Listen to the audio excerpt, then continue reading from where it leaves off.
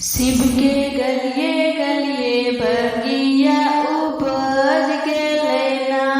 गौरा भांग पीसे बैठली पिसाई गेल अंगरी। भोला कहे लागल गौरा हमर अइले पगली।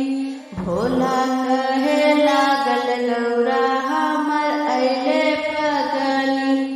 बाबा घर छेलो दादी के दुलारी। बाबा घर छेलो दादी के दुलारी।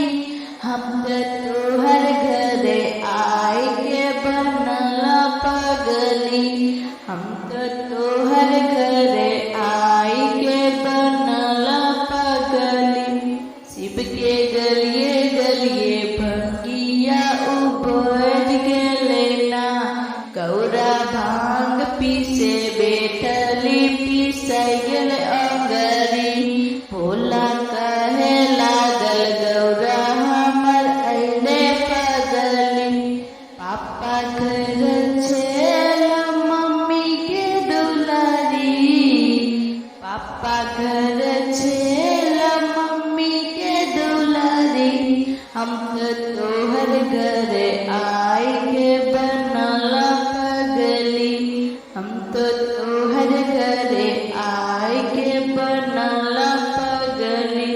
शिव के गलिए गलिए भंगिया उपज गेलै ना। गौरा भांग पीसे बैठली पिसाई गेल अंगरी।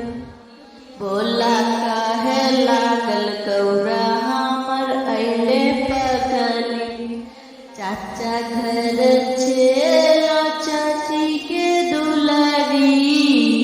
चाचा घर छेलो चाची के दुलारी। हम तोहर घरे आए के बनल पगली। हम तोहर घरे आए के बनल पगली। शिव के गलिए गलिए भंगिया उपज गेलै ना। गौरा भांग पीसे बैठली पिसाई गेल अंगरी। भोला कहे लागल गौरा हमर अइले पगली। भैया घर छेलो भाभी के दुलारी। भैया घर छेलो भाभी के दुलारी। हम तोहर घरे आए के बनल पगली। हम तोहर घरे आए के बनल पगली।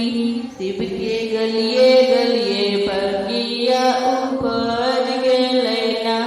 शिव के गलिए गलिए